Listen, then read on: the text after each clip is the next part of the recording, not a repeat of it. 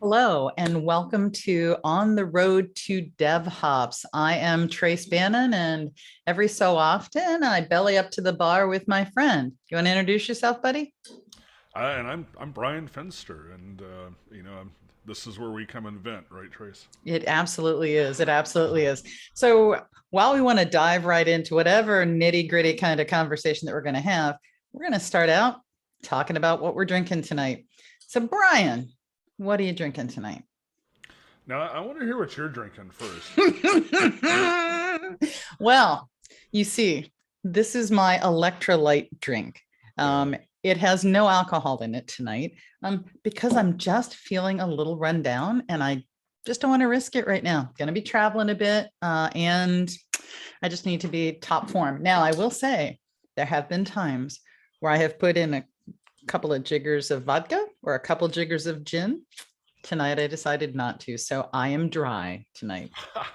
Well, I had COVID last week, and so let me tell you that I went to an in-person conference for the first time since COVID. Mhm. The organizers did an amazing job of trying to keep everyone safe, but several of us still contracted COVID. Again, I can't fault the organizers at all, but several of us came down with COVID. And so I'm having redemption bourbon to burn out the last COVID. Oh, well, I'm glad we're getting to spend some time together. And I'm very glad that you're feeling better and that it made its way through. Now, did your wife contract or did she stay clear of it?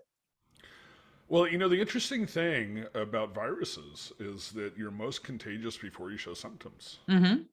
And so, of course, I'm going to come home and I'm going to see my wife and infect her before I find out I'm sick. Okay. All right. So it sounds like she came down with it as well. Yeah, we had a really fun week last week, but Somehow I'm thinking that's not we're exactly true. much better now. Oi, oi. Yeah. So, Brian, what do you want to spar about tonight? We were having this conversation recently about emergent architecture, and yeah, I know you hate it, and I think you're wrong, but here's the thing. I think a lot of other people are wrong about emergent architecture too, but for a different reason because they don't hate it, they just misunderstand it. And I think what we should do is we should talk about um, an example of emergent architecture that Okay. I've experienced All and what right. I think of when I think of emergent architecture. So I will be willing to get down that path as long as I get to vent at some point on the whys and the whats that I hate and the whys that I hate them, because I'm not anti all immersion architecture, but I think you nailed it already that it's misunderstood. Well, and I think one of the things that people misunderstand about it is that, oh, we're agile, which means we just kind of do crap, Yes. right? Which is not Yes. what agile is. We just kind of do crap, and the architecture will just be whatever it is, and that's not emergent architecture. Oh, I mean, that's a kind of emergent architecture. But what's emerging out of that is crappity poo. And Yeah, that is yeah. what I react to. That is what I experience. People But telling me, intention, you no, we're not gonna make any decisions up front. We're agile. no, but intentional emergent architecture. Mhm. Okay, so let me give you a specific example. So, the previous All right. organization I worked for, we had a giant application. And when I say giant, I don't mean that it was like, 200,000 lines of code or something, right? I mean, Okay. it's 25 million lines of code.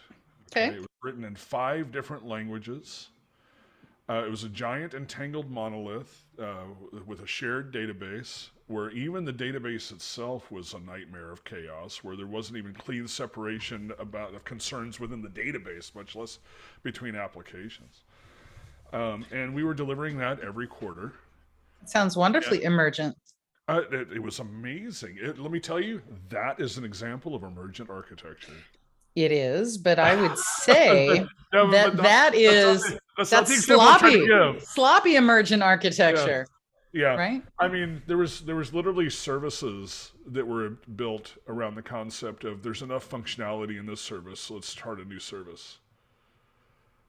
There was How big is it? like it was just There's like, just oh, it's enough. There's just it's enough. about this big and it has all kinds of different kinds of business concerns within it. It was like no domain separation whatsoever. Anyway, but we were challenged, right? So we were delivering this thing every quarter. We had war rooms scheduled for every delivery Okay. for at least 7 days, 24-hour support, right? So you can imagine drama-free delivery, every single delivery. Mm-hmm. If you've got a war room and you think you even need a war room, you already know the drama's coming. Yeah, delivery was not at all boring. Let me tell you that. It was an exciting time to live. Mm-hmm. Mm-hmm. But we were challenged by our leadership to figure out a way to make that happen every 2 weeks. I'm like, wow, you want a war room every 2 weeks, huh? That's gonna be fun. No, but I mean, what we did was we said, okay, well, what we need to do is we really need to take CD seriously. Mm-hmm. Okay. But we can't deliver the current application we're using continuous delivery because it's not architected for continuous delivery. And this is a key thing that people forget is you can't just take a giant thing like that and say, oh, we're going to just deliver that daily. It doesn't even have to be a giant thing. You can't take a steel girder and put it through a wood chipper. That's what sometimes people try to do. So no, you can't do it. Yeah, we'll just lift and shift that steel girder and turn it into wood chips. Yeah, that's right. No, but we took them seriously. We're like, well, number one, every 2 weeks is not fast enough. We can deliver daily, but we need to do it the right way. And we had the support of our senior management to come up with guidance on what the right way to do it was. Okay.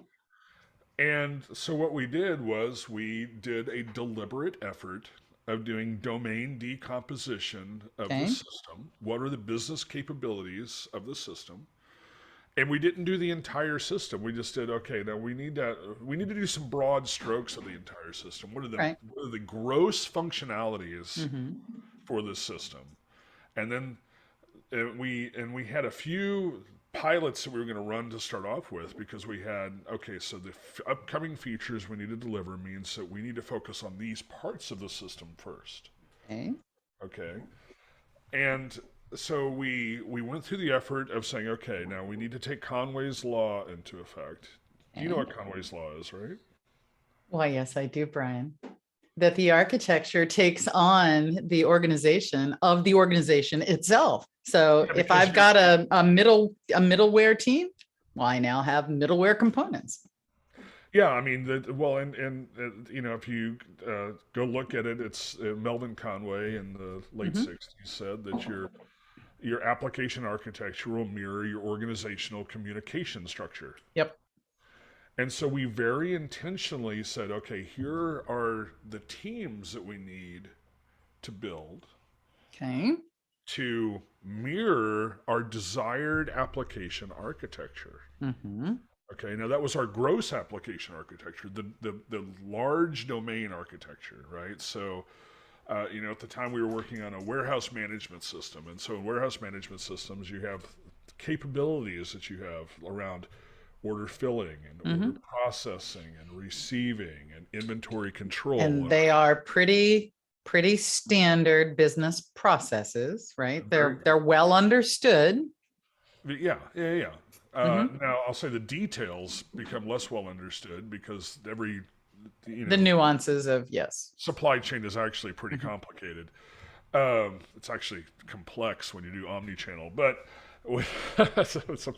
supply chain's my home. Anyway, but we were very deliberate about that, and then we laid out some rules for these teams, right? Some non-negotiables, right? Number one, you'll talk to each other through interfaces, and we will have each one of you will have a domain diagram for your capability at multiple levels, but the top level is here's the square that represents our capability, and this is the other capabilities we talk to and what those interfaces are. So what you're doing is you are laying out your architecture. That's what you're doing. So it's not emerging. It's not random. Hold on. It's not random in a corner. You are laying out architecture starts with your highest order architectural principles. And if your architectural principle is You will only communicate through interfaces. Shazam, you've made a decision up front. You may not have dictated the minutia, which is fine, but you're not emerging. You're not like saying, just go figure it out. This is key. This is key. Okay. You didn't dictate the minutia, right? Well, What we that's the, no, but no. What we did do is we laid out here's some non-negotiables about documenting your domain, Mhm. and then we federated the architecture. You, if you're in charge of receiving, you're responsible for your internal architecture. You need to document what that internal architecture is. We need to see down to the level of the service.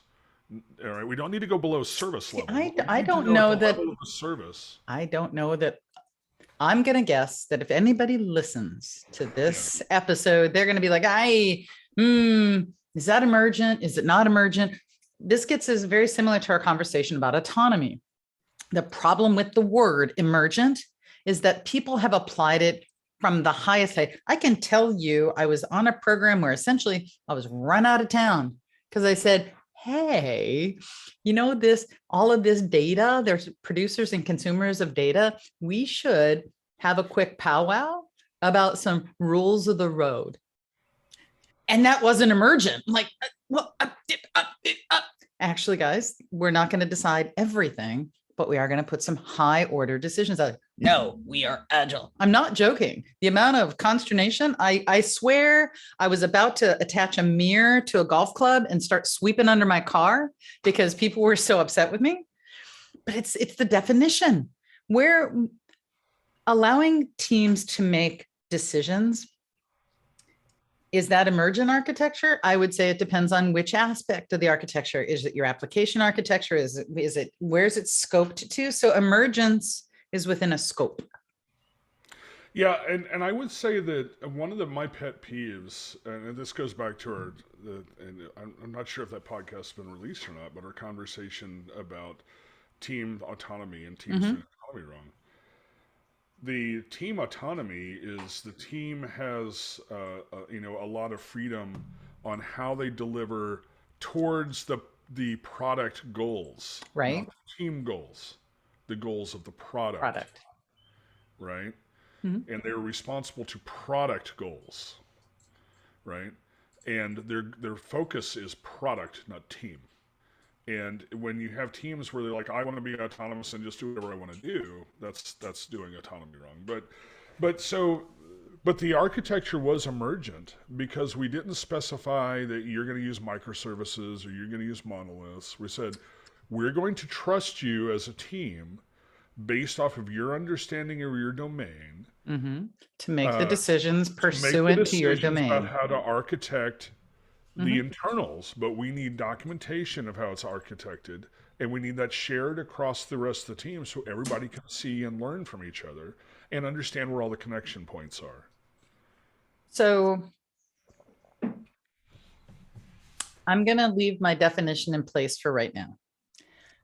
I actually very much agree with what I call right sizing the decision making.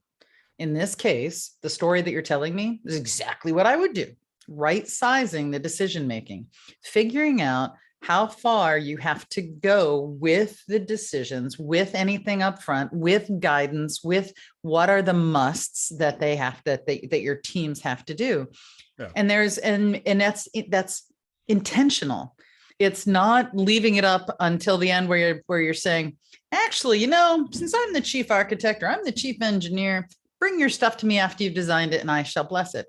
That isn't what you did. You led, right? You led the architecture, you led the engineering discussions and made very intentional decisions. What do we need to be concerned about? How far do we need to go? In my mind, I wouldn't call that emergent, but I will concede that you allowed there to be team level autonomy and team level emergence. Well, so I'm agreeing and disagreeing in the same breath. Well, but I haven't finished my story. Oh. Number one, we didn't just say you had to document it, right? We did actually have some other technical non-negotiables. Okay, like? Well, number one, we really wanted people to adhere to the 12-factor app. Okay. Right? We wanted things like correlation IDs being passed and APIs and that sort of thing, right? We had some stuff we were wanting to do from a holistic, the whole system should operate this way, Mm-hmm. right? And we didn't even lay it down at the beginning. We had some of them at the beginning, but then we would come back and apply more as we learned more. Yes. And then we would have, Okay. hey, has your product come into line with this? Where are you on bringing your product into line with this new requirement from your subcomponent in line with the new product goal, Right. right? But the other thing is, and this is where the more emergence comes in, is that we divided the domains wrong. And when I say wrong, I mean some of them were too big. Well, Some of those domains were bigger than a normal size team can handle, and then we had to split the domain, which then altered the architecture, right? And so the architecture evolved, okay. All but right.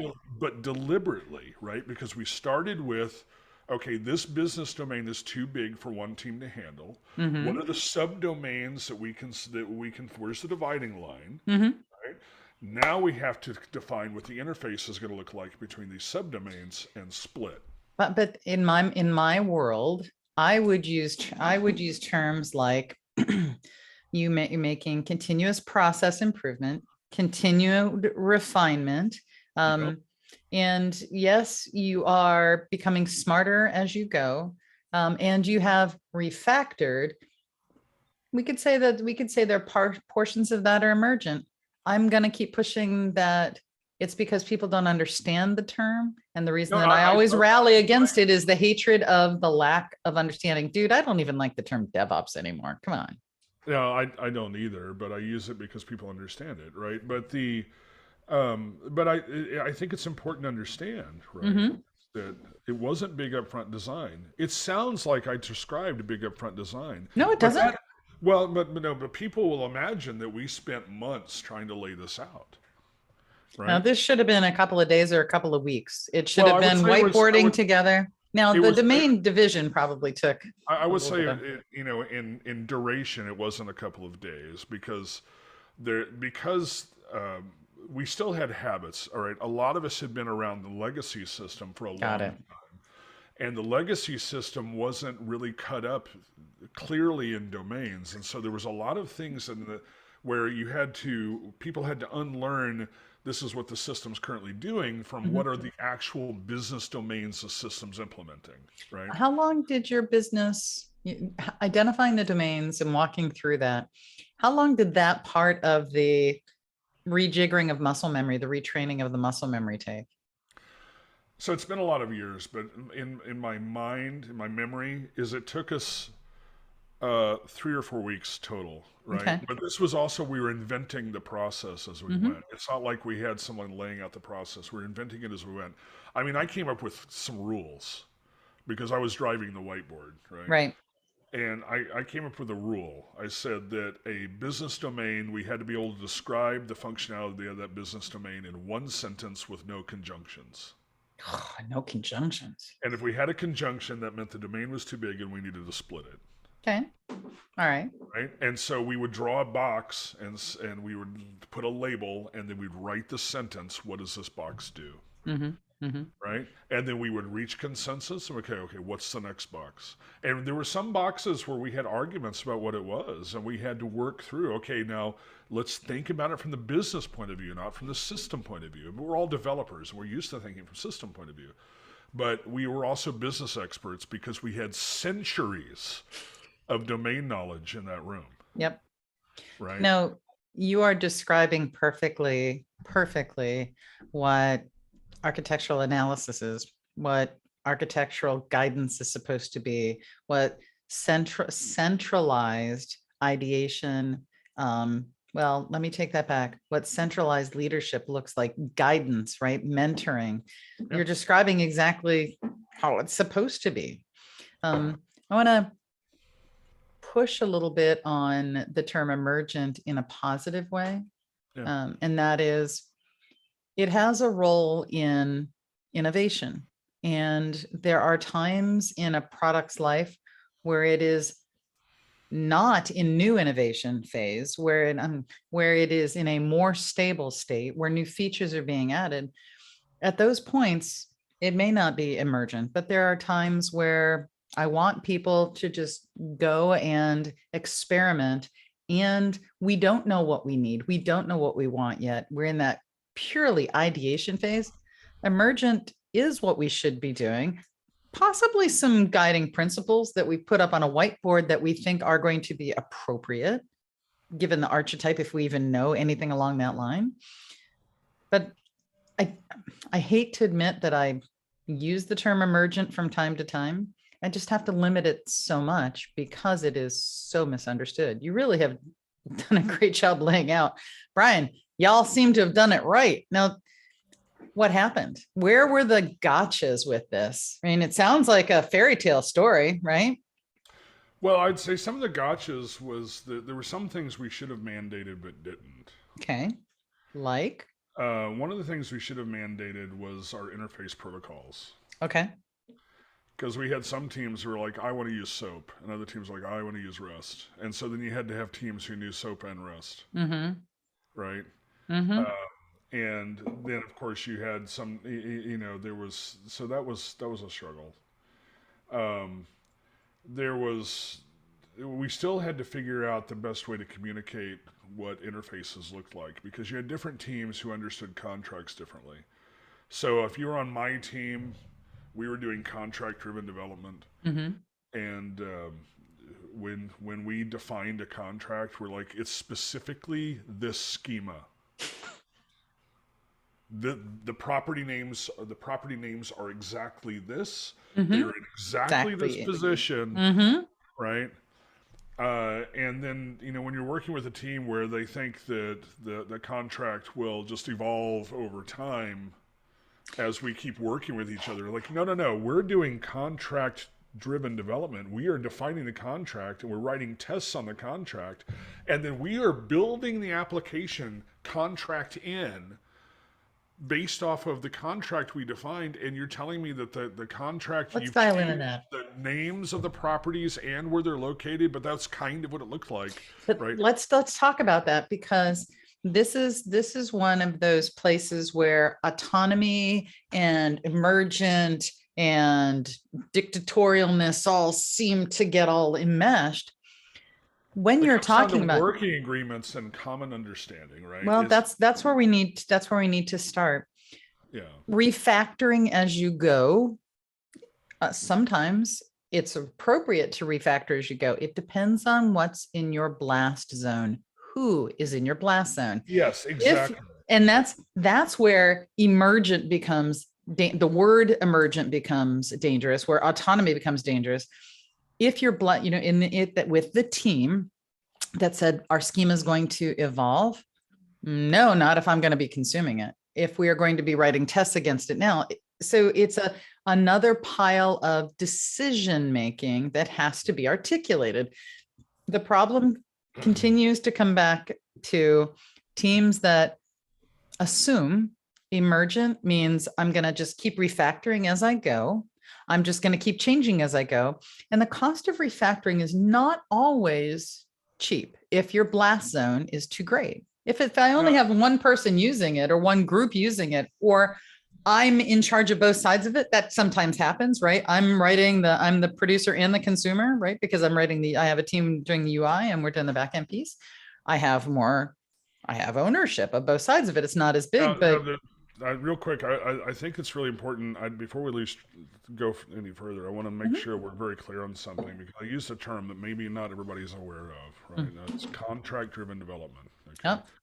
Now, which is similar but distinctly different from consumer-driven contracts. I agree. All right. And so just for those that aren't aware, a consumer-driven contract is where the consumer says, I need a contract that looks like this. There's actually tools for this. Pact is an example of a tool for this, right? Yep. Where it's like, I need this property in this location to be exposed from your service, right? Yeah. And so the consumer is driving that interaction. Where contract-driven development is we have talked to each other and said, and collaborated on, hey, here's a contract change we're going to make, Mhm. or here's a new contract, a new interface contract that we're going to establish. But it's a And conversation. yeah, it's It's a bi-directional conversation, and I'll call collaboration. it a handshake. There's a Yes. handshake that happens with this, and with the handshake comes a very small cost for ongoing governance. Now, I don't people don't like that word either, but if we've agreed on the contract, if somebody's trying to change Well, it, but we've got this to is the thing. negotiate if that can happen. Most defects happen in interface layers, right? Mhm. And so the very highest priority you have is to solidify that communication path and make sure that we have the protocol defined. Once we define the protocol, okay, you can make additions to that contract that don't break me, but you can't make breaking contract change, Correct. Mhm. right? But Yep. once you do that, then I'm able to go and generate a contract mock of what you look like as a provider so that I can independently as a consumer deploy without waiting for you to be out there and done. Well, those And are decoupling the front end, the consumer and provider are incredibly important principles for continuous delivery. It is the concept of mocking, the concept of service virtualization, all of those things. I don't think there's always as much uptake on those to start out. Um, and then people become unnecessarily dependent upon one another. When is your service going to be done? Well, you should be able to go ahead without me. Oh, no, I can't. I need to wait until you finish yours. By having that negotiation up front, by having that contract discussion in that handshake, you have a minimum amount of documentation that you've put together, whatever those small handshake bits are, and you write to that. And there are no changes to that unless you come to the table. And that what's interesting about that is that teams are talking about that as though it is something new. This is 15 years at least that been working well. Before that, when we had actual APIs that were not, before we hit the web service hype, right? APIs before that were even harder to negotiate. It was much more difficult to mock. Whereas now we have so many amazing mocking I mean, frameworks, mocking with tools Open available to us. API, with Open API, you Mhm, can do amazing things just with the tooling around Open mhm, API. mhm. GraphQL, there's a lot of tooling around GraphQL, right? I did a capstone with GraphQL, and it was befuddling to me the amount of flexibility that you have with GraphQL, how much that you have to define in advance. Um, the ability as a consumer to say, I know that there are, let's say, 15 different elements that are available to me. I only need two. So I'm going to hit your contract, and I'm just going to pull those two because I want the smallest size data possible coming down to me, whether Yeah. it's from a security perspective or from a performance perspective. GraphQL, pretty sexy. I don't think we're going to see as quick an uptake in some domains like the government domain because they've just agreed to XML. Oh, we're not going to get them to agree Oh, to. they're still using SOAP. Is that what you're telling me? I'm not going to say that out loud, but I may imply it. No, So, but I think this is key, right? Is that mhm, if you so circling back to emergent architecture, emergent architecture means that we're deliberate about it evolving. mhm. We don't define everything up front and lay down the law on everybody and say you will do things this way. We federate as much as we can. We lay down some standards for the things that must be in place for us to operate successfully together. So the traditionalist in me will say that that is the perfect definition of evolutionary architecture. I What would you say have just described is evolution. So I use the word, you will often in public, often when we're debating this, right? If we were mentoring a group, I would be using the terms evolutionary, where we have to understand just enough upfront. We have to make certain decisions. We have to build for change. We have to understand how we're going to manage change. We have to understand how no, we're no. going to See, this manage. is this is key. This is key because Mhm. a lot of people have this one mental block that prevents them from doing this job correctly. Okay. And that mental block is what we're doing is correct. maybe what we do is make the best decisions based on the information and experience that we have available to us with any additional research that we do, and we move out. But we have to also internalize that it's probably wrong in some way, and Oh we need gosh, to yes. make sure. Well, I guess I know I'm preaching to the choir, right? But most people struggle with this. What we are doing is probably wrong in some way, and this includes at the architecture level. Well, Architecture is a very complex. There's trade-offs. There is not a best practice for application architecture. what? Yeah, I know, because What? there's all these competing concerns Oh, around dude, you will never performance. even hear me use the term best practice. What do I say instead? It's a leading practice because best implies there's one. It's a leading practice. They are good things to consider. Yes. Yes. Well, and Yes. sometimes there's not even a good practice. Sometimes it's just, you know what? Avoidance of the worst practices that we're saying. Well, we know that's bad, so we're not going to do that. But Well, I don't no, know but what I mean, else we're going to do. Well, this is marginally better than that really bad thing. if you're in But the complex domain, you're discovering new good practices, right? also, I want to track back to something you said, though, is that it is incumbent upon us to always realize that there will be a way to improve. You could call it a mistake, you could call it bad, you could call it a defect. Don't care what you call it, but there will always be things for us to improve on. And what has happened with the concept of enterprise architecture? And yes, you said that. Oh, you're looking down. You didn't see my finger quoties. Sorry, I had So that. what happened with enterprise architecture is that they became hyper perfectionists. They became everything so much upfront because we don't want there to be any mistakes. It's There also was because they were bored. They had no, nothing else to do. no, it was because I can tell you from some organizations, there was a lack of trust on the developers. Developers are junior, their mentality. Developer is junior. Enterprise architect's been out here doing this for 35 years. Obviously, he knows more than junior over here who's doing his first round of coding. So we can't give any, I don't care what degree he has. I don't care if he worked for another company first. He's still a junior guy. And we saw more and more and more of that. And we saw centralization of that enterprise architecture, and it became a chokehold instead of what it needs to be, which is a natural mentoring and nurturing and training. And for me, architecture is about enabling others without disabling them. That's it. That's it. You know what when you but here's I think the key difference between what we did and like what a traditional enterprise architecture organization would do Okay. was we weren't enterprise architects. We were There you were. we were the coalition of senior engineers in the area. And That's so we enterprise weren't architecture. we didn't have a kingdom around enterprise architecture. We had a focus on delivering business value, Hmm. which is which causes a different mindset.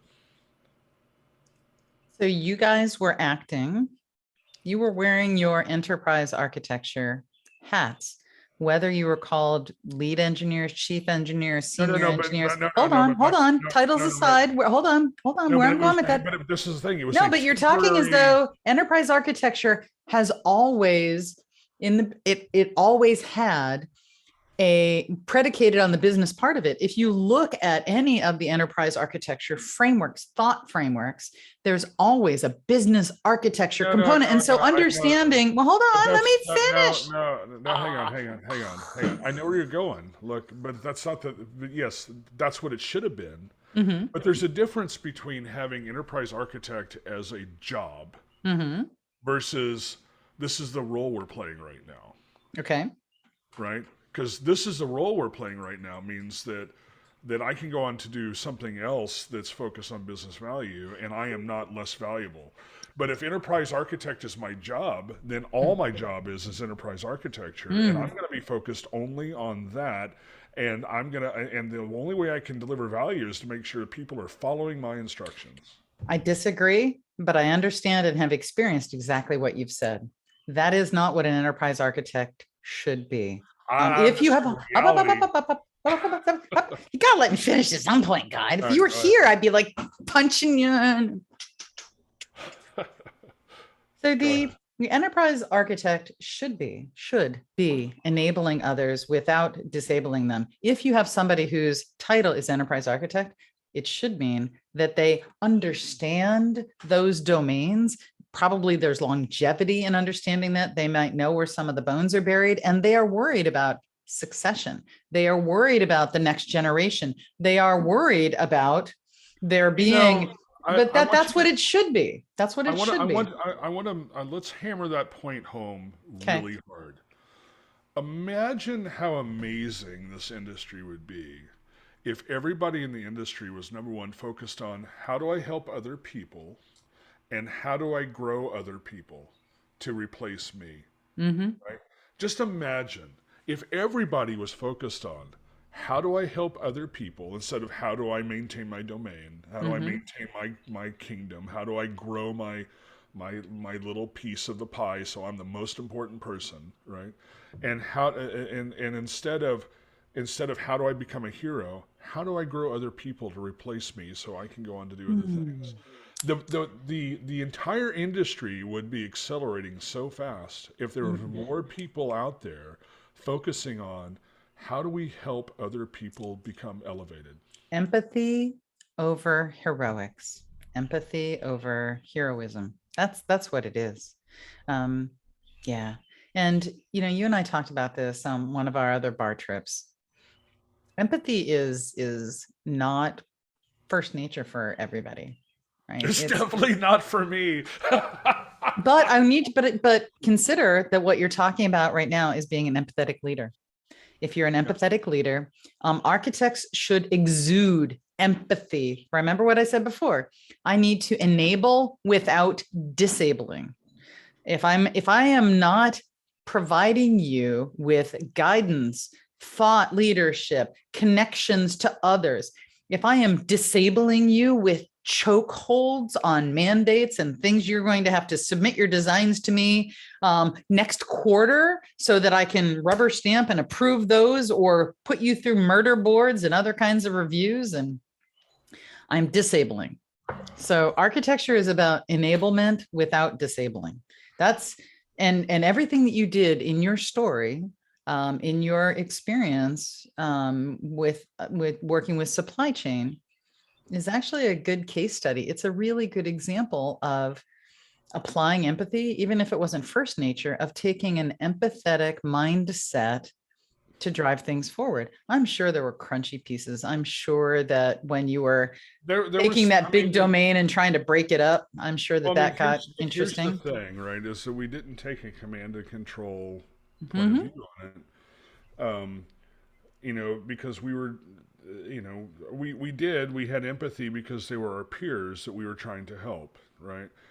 The reality, though, is that if you take control of everything, the ideas, the results will only be at maximum as good as your ideas. Correct.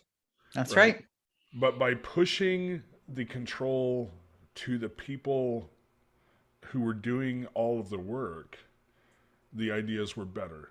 There were so many great things that came out of just that evolved. I mean, we independently invented service virtualization, which when we went live with a certain feature, saved our butt when my build broke because somebody accidentally broke a dependencies contract and we caught it during test, right? I committed a change and my pipeline failed because they broke something. And I was like, hey, you broke your contract. Instead of it going into production and causing an outage, because we had invented that capability as a core capability we needed to make sure that our tests ran fast, right? And so, but that's because all of the power got pushed out to your job is to deliver. But again, the teams were also held accountable to delivery. Yeah. So let's track back. Let's track back for a sec. So I'm sorry, they had ownership, not accountability. Oh, yeah.